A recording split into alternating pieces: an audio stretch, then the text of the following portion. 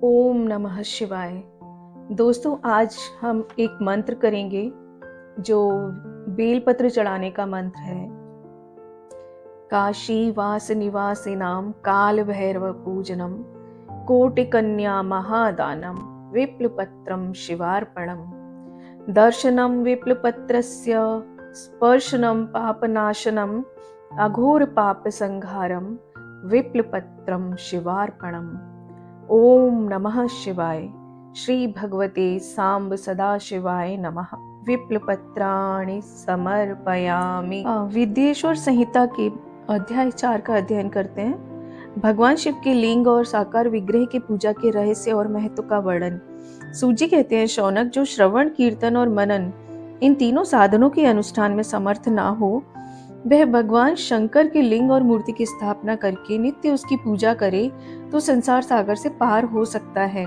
वंचना या छल न करते हुए अपनी शक्ति के अनुसार धन राशि ले जाए और उसे शिवलिंग या शिव मूर्ति की सेवा के लिए अर्पित करे। साथ ही निरंतर उस लिंग और मूर्ति की पूजा भी करे। उसके लिए भक्ति भाव से मंडप, गोपुर, तीर्थ, मठ और क्षेत्र की स्थापना करे और उत्सव रचाए। वस्त्र, गंध, पुष्प, धूप, दीप और पुआ आदि शाक आदि व्यंजनों से युक्त भांति भांति के भक्ष्य भोजन अन्न नैवेद्य के रूप में समर्पित करें। छत्र, ध्वजा, व्यजन, चामर और अन्य अंगों सहित राजोपचार की भांति सब सामान भगवान शिव के लिंग और मूर्ति को चढ़ाए। प्रदक्षिणा, नमस्कार और यथाशक्ति जप करें। आवाहन से लेकर विसर्जन तक सारा कार्य प्रतिपादन भक्ति भाव से संपन्न करें। इस प्रकार शिवलिंग या शिव मूर्ति में भगवान शंकर की पूजा करने वाला पुरुष श्रवणादि साधनों का अनुष्ठान ना करे तो भी भगवान शिव की प्रसन्नता से सिद्धि प्राप्त कर सकता है। पहले के बहुत से महात्मा पुरुष लिंग और शिव मूर्ति की पूजा करने मात्र से भव बंधन से मुक्त हो चुके हैं। ऋषियों ने पूछा, मूर्ति में ही सर्वत्र देवताओं की पूजा होती है, लिंग में नहीं, परंतु भगवान शिव की पूजा सब जगह मूर्ति और लिंग में भी क्यों की जाती है? सूजी ने कहा, मुनीश्वरों, तुम्हारा यह प्रश्न तो बड़ा ही पवित्र और अत्यंत अद्भुत है। इस विषय में महादेव जी ही वक्ता हो सकते हैं। दूसरा कोई पुरुष कभी और कहीं भी इसका प्रतिपादन नहीं कर सकता। इस प्रश्न के समाधान के लिए भगवान शिव ने जो कुछ कहा है और उसे मैंने गुरु जी के मुख से जिस प्रकार सुना है उसी तरह क्रमशः वर्णन करूंगा। एकमात्र भगवान शिव ही ब्रह्म रूप होने के कारण निष्कल कहे गए हैं। रूपवान होने के कारण उन्हें सकल भी कहा गया है, इसलिए वे सकल और निष्कल दोनों हैं। शिव के निष्कल निराकार होने के कारण ही उनकी पूजा का आधारभूत लिंग भी निराकार ही प्राप्त हुआ है, अर्थात शिवलिंग शिव के निराकार स्वरूप का प्रतीक है। इसी तरह शिव के सकल या साकार होने के कारण उनकी पूजा का आधारभूत विग्रह साकार प्राप्त होता है, या शिव का साकार विग्रह उनके साकार स्वरूप का प्रतीक होता है। सकल और अकल समस्त अंग आकार सहित साकार और अंग आकार से सर्वथा रहित निराकार रूप होने से ही वे ब्रह्म शब्द से कहे जाने वाले परमात्मा हैं। यही कारण है कि सब लोग लिंग निराकार और मूर्ति साकार दोनों में ही सदा भगवान शिव की पूजा करते हैं। शिव से भिन्न जो दूसरे दूसरे देवता हैं वे साक्षात ब्रह्म नहीं हैं, इसलिए कहीं भी उनके लिए निराकार लिंग नहीं उपलब्ध होता। पूर्व काल में बुद्धिमान ब्रह्मपुत्र सनत कुमार मुनि ने मंदराचल पर नंदिकेश्वर से इसी प्रकार का प्रश्न किया था। सनत कुमार बोले, हे भगवान, शिव से भिन्न जो देवता हैं उन सब की पूजा के लिए सर्वत्र प्रायः वेर मूर्ति मात्र ही अधिक संख्या में देखा और सुना जाता है। केवल भगवान शिव की ही पूजा में लिंग और वेर दोनों का उपयोग देखने में आता है। अतः कल्याण में नंदिकेश्वर, इस विषय में जो तत्व की बात हो उसे मुझे इस प्रकार बताइए जिससे अच्छी तरह समझ में आ जाए। नंदिकेश्वर ने कहा, निष्पाप ब्रह्म कुमार, आपके इस प्रश्न का हम जैसे लोगों के द्वारा कोई उत्तर नहीं दिया जा सकता, क्योंकि यह गोपनीय विषय है और लिंग साक्षात ब्रह्म का प्रतीक है। तथापि आप शिव भक्त हैं, इसलिए इस विषय में भगवान शिव ने जो कुछ बताया है उसे ही आपके समक्ष कहता हूँ। भगवान शिव ब्रह्म रूप और निष्कल है, इसलिए उन्हीं की पूजा में निष्कल लिंग का प्रयोग होता है। संपूर्ण वेदों का यही मत है। सनत कुमार बोले, महाभाग योगींद्र, आपने भगवान शिव तथा दूसरे देवताओं के पूजन में लिंग और वेर के प्रचार का जो रहस्य विभाग पूर्वक बताया है वह यथार्थ है। इसलिए लिंग और वीर की आदि उत्पत्ति का जो उत्तम वृतांत है उसी को मैं इस समय सुनना चाहता हूँ। लिंग के प्राकट्य का रहस्य सूचित करने वाला प्रसंग मुझे सुनाइए। इसके उत्तर में नंदकिशोर ने भगवान महादेव के निष्कल स्वरूप लिंग के आविर्भाव का प्रसंग सुनाना आरंभ किया। उन्होंने ब्रह्मा और विष्णु के विवाद, देवताओं की व्याकुलता और चिंता, देवताओं का दिव्य कैलाश शिखर पर गमन, उनके द्वारा चंद्रशेखर महादेव का स्तवन, देवताओं से प्रेरित हुए महादेव जी का ब्रह्मा और विष्णु के विवाद स्थल में आगमन तथा दोनों के बीच में निष्कल आदि अंत रहित भीषण अग्नि स्तंभ के रूप में उनका आविर्भाव आदि प्रसंगों की कथा कही। तदनंतर श्री ब्रह्मा और विष्णु दोनों के द्वारा उस ज्योतिर्मय स्तंभ की ऊंचाई और गहराई का था लेने की चेष्टा और केतकी पुष्प के शाप, वरदान आदि के प्रसंग की भी कथा सुनाए। ओम नमः शिवाय। तो चलते हैं अपने अगले अध्याय की तरफ। महेश्वर का ब्रह्मा और विष्णु को अपने निष्कल और सकल स्वरूप का परिचय देते हुए लिंग पूजन का महत्व बताना। नंदिकेश्वर कहते हैं, तदनंतर वे दोनों ब्रह्मा और विष्णु भगवान शंकर को प्रणाम करके दोनों हाथ जोड़ने दाएं बाएं भाग में चुपचाप खड़े हो गए। फिर उन्होंने वहां साक्षात प्रकट पूजनीय महादेव जी को श्रेष्ठ आसन पर स्थापित करके पवित्र पुष्प वस्तुओं द्वारा उनका पूजन किया। दीर्घ काल तक अविकृत भाव से सुस्थिर रहने वाली वस्तुओं को पुष्प वस्तु कहते हैं और अल्प काल तक ही टिकने वाली क्षणभंगुर वस्तुएं प्राकृतिक वस्तुएं कहलाती हैं। इस तरह वस्तु के ये दो भेद जानने चाहिए। किन पुरुष वस्तुओं से उन्होंने भगवान शिव का पूजन किया यह बताया जाता है। हार, नूपुर, केयूर, किरीट, मणिमय कुंडल, यज्ञोपवीत, उत्तरी वस्त्र, पुष्पमाला, रेशमी वस्त्र, हार, मुद्रिका, पुष्प, तांबूल, कपूर, चंदन और अगरु का अनुलेप, धूप, दीप, श्वेत छत्र, व्यजन, ध्वजा, चंवर और अन्यान्य दिव्य उपहारों द्वारा जिनका वैभव वाणी और मन की पहुंच से परे था, जो केवल पशुपति के ही योग्य थे और जिन्हें पशु कदापि नहीं पा सकते थे, उन दोनों ने अपने स्वामी महेश्वर का पूजन किया। सबसे पहले वहां ब्रह्मा और विष्णु ने भगवान शंकर की पूजा की। इससे प्रसन्न हो भक्ति पूर्वक भगवान शिव ने वहां नम्र भाव से खड़े हुए उन दोनों देवताओं से मुस्कुराकर कहा। महेश्वर बोले, हे पुत्रों, आज का दिन एक महान दिन है। इसमें तुम्हारे द्वारा जो आज मेरी पूजा हुई है, इसमें मैं तुम लोगों पर बहुत प्रसन्न हूँ। इसी कारण यह दिन परम पवित्र और महान से महान होगा। आज की यह तिथि शिवरात्रि के नाम से विख्यात होकर मेरे लिए परम प्रिय होगी। इसके समय में जो मेरे लिंग, निष्कल अंग, आकृति से रहित निराकार स्वरूप के प्रतीक वीर, सकल साकार के रूप के प्रतीक विग्रह की पूजा करेगा, वह पुरुष जगत की सृष्टि और पालन आदि कार्य भी कर सकता है। जो शिवरात्रि को दिन रात निराहार और जितेंद्रिय रहकर अपनी शक्ति के अनुसार निश्चल भाव से मेरी यथोचित पूजा करेगा, उसको मिलने वाला फल का वर्णन सुनो। 1 वर्ष तक निरंतर मेरी पूजा करने पर जो फल मिलता है, वह सारा फल केवल शिवरात्रि को मेरा पूजन करने से मनुष्य तत्काल प्राप्त कर लेता है। जैसे पूर्व चंद्रमा का उदय समुद्र की वृद्धि का अवसर है, उसी प्रकार यह शिवरात्रि तिथि मेरे धर्म की वृद्धि का समय है। इस तिथि में मेरी स्थापना आदि का मंगलमय उत्सव होना चाहिए। पहले मैं जब ज्योतिर्मय स्तंभ रूप से प्रकट हुआ था, वह समय मार्गशीर्ष मास में आद्रा नक्षत्र से युक्त पूर्णिमासी या प्रतिपदा है। जो पुरुष मार्गशीर्ष मास में आद्रा नक्षत्र होने पर पार्वती सहित मेरा दर्शन करता है या मेरी मूर्ति या लिंग की ही झांकी करता है, वह मेरे लिए कार्तिकेय से भी अधिक प्रिय है। उस शुभ दिन को मेरे दर्शन मात्र से पूरा फल प्राप्त होता है। यदि दर्शन के साथ साथ मेरा पूजन भी किया जाए तो इतना अधिक फल प्राप्त होता है कि उसका वाणी द्वारा वर्णन नहीं हो सकता। वहां पर मैं लिंग रूप से प्रकट होकर बहुत बड़ा हो गया था, अतः उस लिंग के कारण यह भूतल लिंग स्थान के नाम से प्रसिद्ध हुआ। जगत के लोग इसका दर्शन और पूजन कर सकें, इसके लिए यह अनादि और अनंत ज्योति स्तंभ या ज्योतिर्मय लिंग अत्यंत छोटा हो जाएगा। यह लिंग सब प्रकार के भोग सुलभ कराने वाला तथा भोग और मोक्ष का एकमात्र साधन है। इसका दर्शन, स्पर्श और ध्यान किया जाए तो यह प्राणियों को जन्म और मृत्यु के कष्ट से छुड़ाने वाला है। अग्नि के पहाड़ जैसा जो यह शिवलिंग यहाँ प्रकट हुआ है, इसके कारण यह स्थान अरुणाचल नाम से प्रसिद्ध होगा। यहाँ अनेक प्रकार के बड़े बड़े तीर्थ प्रकट होंगे। इस स्थान में निवास करने या मरने से जीवों को मोक्ष तक मिल जाएगा। मेरे दो रूप हैं, सकल और निष्कल। दूसरे किसी के ऐसे रूप नहीं है। पहले मैं स्तंभ रूप से प्रकट हुआ, फिर अपने साक्षात रूप से। ब्रह्म भाव मेरा निष्कल रूप है और महेश्वर भाव सकल रूप। ये दोनों मेरे ही सिद्ध रूप है। मैं ही परब्रह्म परमात्मा हूँ। कला युक्त और अकल मेरे ही स्वरूप हैं। ब्रह्म रूप होने के कारण मैं ईश्वर भी हूँ। जीवों पर अनुग्रह आदि करना मेरा कार्य है। ब्रह्मा और केशव, मैं सबसे बृहत और जगत की वृद्धि करने वाला होने के कारण ब्रह्म कहलाता हूँ। सर्वत्र सम रूप से स्थित और व्यापक होने से मैं ही सबका आत्मा हूँ।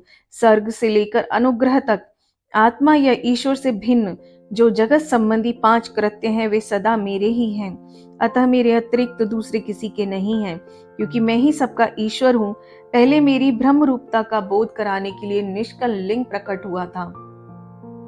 फिर अज्ञात ईश्वरत्व का साक्षात्कार कराने के निमित्त में साक्षात जगदीश्वर ही सकल रूप में तत्काल प्रकट हो गया। अतः मुझ में जो ईशत्व है उसे ही मेरा सकल रूप जानना चाहिए, तथा जो मेरा निष्कल स्तंभ है वह मेरे ब्रह्म स्वरूप का बोध कराने वाला है। यह मेरा ही लिंग है या चिन्ह है।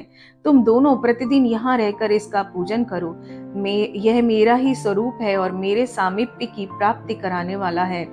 लिंग और लिंगी में नित्य अभेद होने के कारण मेरे इस लिंग का महान पुरुषों को भी पूजन करना चाहिए। मेरे एक लिंग की स्थापना करने का यह फल बताया गया है कि उपासक को मेरी समानता की प्राप्ति हो जाती है। यदि एक के बाद दूसरे शिवलिंग की भी स्थापना कर दी गई, तब तो उपासक को फल स्वरूप से मेरे साथ एकत्व या सायुज्य मोक्ष रूप फल प्राप्त होता है। प्रधानतया शिवलिंग की ही स्थापना करनी चाहिए। मूर्ति की स्थापना उसकी अपेक्षा गौण कर्म है। शिवलिंग के अभाव में सब ओर से सवेर मूर्ति युक्त होने पर भी वह स्थान क्षेत्र नहीं कहलाता। ओम नमः शिवाय। अगला अध्याय, 5 कृत्यों का प्रतिपादन, प्रणव और पंचाक्षर मंत्र की महत्ता। ब्रह्मा विष्णु द्वारा भगवान शिव की स्तुति और उनका अंतर्ध्यान। ब्रह्मा और विष्णु ने पूछा, प्रभु सृष्टि आदि 5 कृत्यों के लक्षण क्या हैं? यह हम दोनों को बताइए। भगवान शिव बोले, मेरे कर्तव्यों को समझना अत्यंत गहन है, तथापि मैं कृपा पूर्वक तुम्हें उनके विषय में बता रहा हूँ। ब्रह्मा और अच्युत सृष्टि पालन, संहार, तिरोभाव और अनुग्रह, ये 5 ही मेरे जगत संबंधी कार्य हैं जो नित्य सिद्ध है। संसार की रचना का जो आरंभ है उसी को सर्ग या सृष्टि कहते हैं। मुझसे पालित होकर सृष्टि का सुस्थिर रूप से रहना ही उसकी स्थिति है, उसका विनाश ही संहार है। प्राणों के उत्क्रमण को तिरोभाव कहते हैं। इन सबसे छुटकारा मिल जाना ही मेरा अनुग्रह है। इस प्रकार मेरे 5 कृत्य हैं। सृष्टि आदि जो 4 कृत्य हैं वे संसार का विस्तार करने वाले हैं। 5वां कृत्य अनुग्रह मोक्ष का हेतु है। वह सदा मुझ में ही अचल भाव से स्थिर रहता है। मेरे भक्तजन इन 5 कृत्यों को 5 भूतों में देखते हैं। सृष्टि भूतल में, स्थिति जल में, संहार अग्नि में, तिरोभाव वायु में और अनुग्रह आकाश में स्थित है। पृथ्वी से सबकी सृष्टि होती है, जल से सबकी वृद्धि और जीवन रक्षा होती है, आग सब कुछ जला देती है, वायु सबको एक स्थान से दूसरे स्थान को ले जाती है और आकाश सबको अनुग्रहित करता है। विद्वान पुरुषों को यह विषय इसी रूप में जानना चाहिए। इन 5 कृत्यों का भार वहन करने के लिए ही मेरे 5 मुख हैं। 4 दिशाओं में 4 मुख हैं और इनके बीच में 5वां मुख है। पुत्रों, तुम दोनों ने तपस्या करके प्रसन्न हुए मुझ परमेश्वर से सृष्टि और स्थिति नामक 2 कृत्य प्राप्त किए हैं। ये दोनों तुम्हें बहुत प्रिय हैं। इसी प्रकार मेरी विभूति स्वरूप रुद्र और महेश्वर में 2 अन्य उत्तम कृत्य, संहार और तिरोभाव, मुझसे प्राप्त किए हैं, परंतु अनुग्रह नामक कृत्य दूसरा कोई नहीं पा सकता। रुद्र और महेश्वर अपने कर्म को भूले नहीं हैं, इसलिए मैंने उनके लिए अपनी समानता प्रदान की है। वे रूप, वेश, कृत्य, वाहन, आसन और आयुध आदि में मेरे ही समान हैं। मैंने पूर्व काल में अपने स्वरूप भूत मंत्र का उपदेश किया है, जो ओंकार के रूप में प्रसिद्ध है। वह महामंगलकारी मंत्र है। सबसे पहले मेरे मुख से ओंकार यानी कि ओम प्रकट हुआ, जो मेरे स्वरूप का बोध कराने वाला है। ओंकार वाचक है और मैं वाच्य हूँ। यह मंत्र मेरा स्वरूप ही है। प्रतिदिन ओंकार का निरंतर स्मरण करने से मेरा ही सदा स्मरण होता है।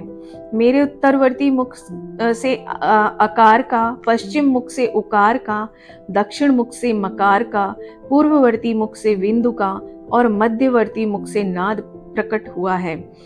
इस प्रकार 5 अवयवों से युक्त ओंकार का विस्तार हुआ है।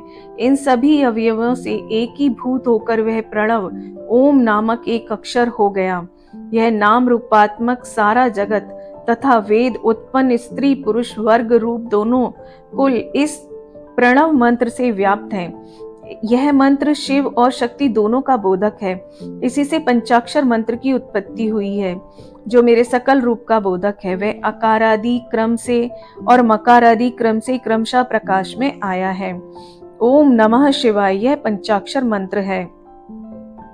इस पंचाक्षर मंत्र से मात्र का वर्ण प्रकट है, जो 5 भेद वाले हैं। उसी से शिरो मंत्र सहित त्रिपदा गायत्री का प्राकट्य हुआ है।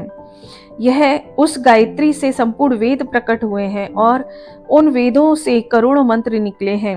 उन मंत्रों से भिन्न भिन्न कार्यों की सिद्धि होती है, परंतु इस प्रणव और पंचाक्षर से संपूर्ण मनोरथों की सिद्धि होती है।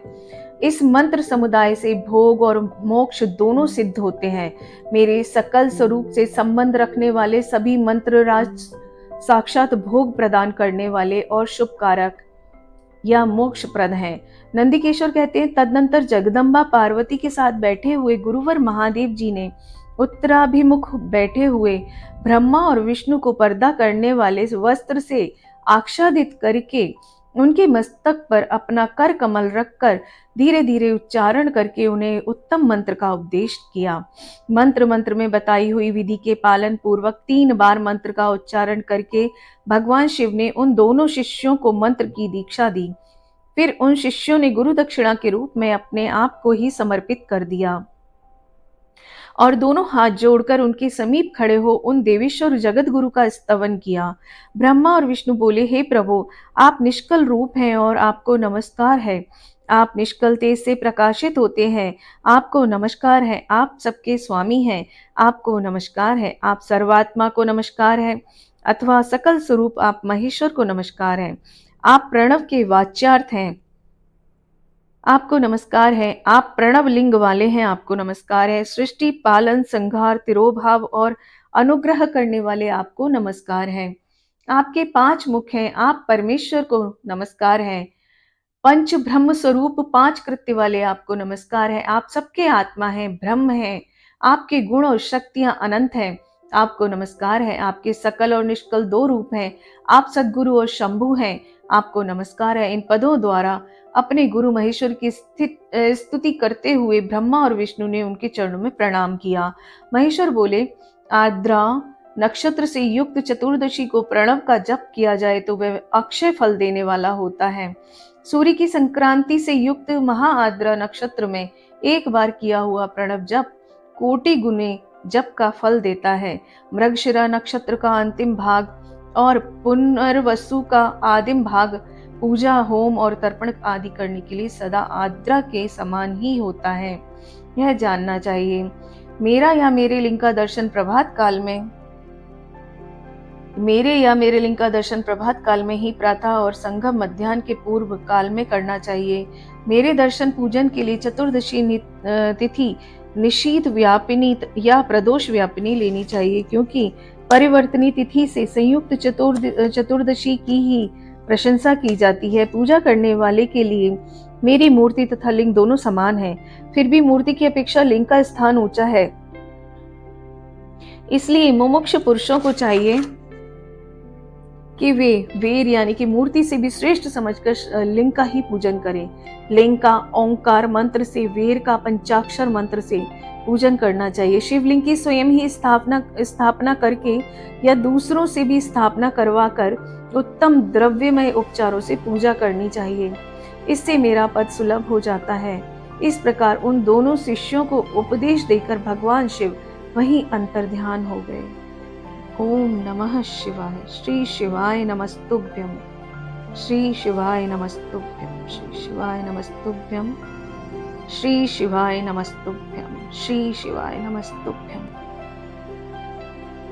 श्री रुद्राष्टकं। नमामि शिमीशाननिर्वाणरूपं विभुं व्यापकं ब्रह्मवेदस्वरूपम् निजं निर्गुणं निर्विकल्पं निरीहम् चिदाकाशमाकाशवासं भजेऽहम् निराकारमोङ्कारमूलं तुरीयम् गिराज्ञानगोतीतमीशं गिरीशम् करालं महाकालकालं कृपालम् गुणागार संसार पारं नतोऽहम् तुषाराद्रिसङ्काशगौरं गम्भीरं मनोभूतिकोटि प्रभाश्रीशरीरम् स्फुरन्मौलिकल्लोलिनी चारुगङ्गा लसद्भालबालेन्दुकण्ठे भुजङ्गा चलत्कुण्डलम्ब्रोसुनेत्रं विशालं प्रसन्नानलं नीलकण्ठं दयालम् मृगाधीशचर्माम्बरं मुण्डमालं प्रियं शङ्करं सर्वनाथं भजामि प्रचण्डं प्रकृष्टं प्रगल्भं परेशम् अखण्डम् अजं भानुकोटिप्रकाशम् त्रिशूलनिर्मूलं शूलपाणिं भजेऽहं भवानीपतिं भावगम्यं कलातीतकल्याणकल्पान्तकारी सदा सज्जनानन्ददाता पुरारी चिदानन्दसन्दोहमोहापहारी प्रसीद प्रसीद प्रभो मन्मथारी न यावद् उमानाथ पादारविन्दं भजन्ति लोके परिवानरानं न तावत् सुखं शान्तिसन्तापनाशं प्रसीद प्रभो सर्वभूतादिवासं न जानामि योगं जपं नैव पूजां न तोऽहं सदा सर्वदा शुम्भतुभ्यम् जराजन्मदुःखोगतातप्यमानम् प्रभो पाहि आपन्नमामीश शम्भो रुद्राष्ट्रकमिदं प्रोक्तं विप्रेण हरितोषे ये पठन्ति नरा भक्त्यां तेषां शम्भो प्रसीदति। ॐ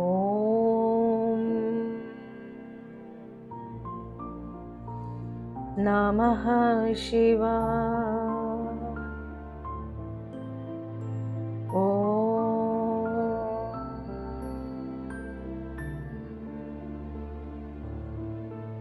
नमः शिवाय।